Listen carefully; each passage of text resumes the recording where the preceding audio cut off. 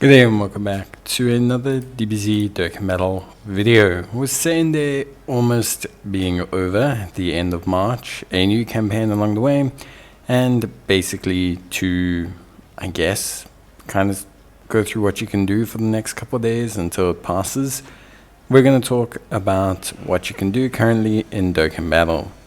Now, obviously, I think the first and most important thing in terms of just any of this content is you need to do what's temporary or currently available and then take a look at more permanent stuff. That's really as much advice as I can give you. There's a lot of story events open right now, and there's a lot of free-to-play characters that you can farm, and that will be something we'll talk about. But yeah, let's talk about it. So first thing is Ultimate Clash. After the 10th anniversary, it's become quite a bit easier with all the new units.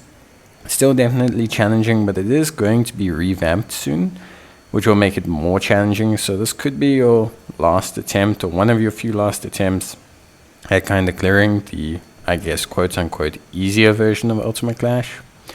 Pettan Battle is something to do as well.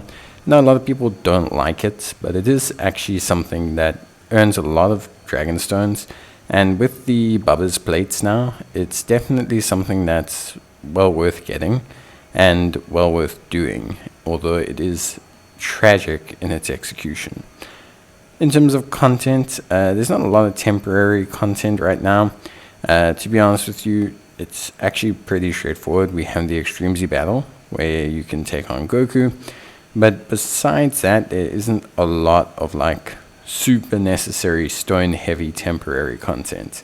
A lot of what we got this Saiyan Day was actually just major additions to permanent gameplay. So we got a new DB Saga challenge mode, which we can add in, and of course you should be clearing up your challenge mode missions and events, and just trying to obviously score yourself as many stones there as possible. I mean, that's what I do. I didn't have time to get to everything during the 10th anniversary, so I'm getting to it a little bit late. It is what it is. I still think there was a fair chunk of content added in with the 10th anniversary, so I'm not too underwhelmed with a single red zone. I actually think the DB Saga red zone was quite enjoyable overall. Obviously, you should spend this time cleaning up whatever challenges you can, especially new players from the 10th anniversary, using this time to kind of get into a lot of the other challenge events that maybe didn't have time for during the anniversary. Next, we have the story mode events. These obviously drop free-to-play characters that are pretty good, and I would suggest farming them here even for Kais, as well as story currency. If you need more of a guide on who to farm for what and what story currencies you can use for Kais, you can check out my video. I'll leave a link to it in the top right hand corner.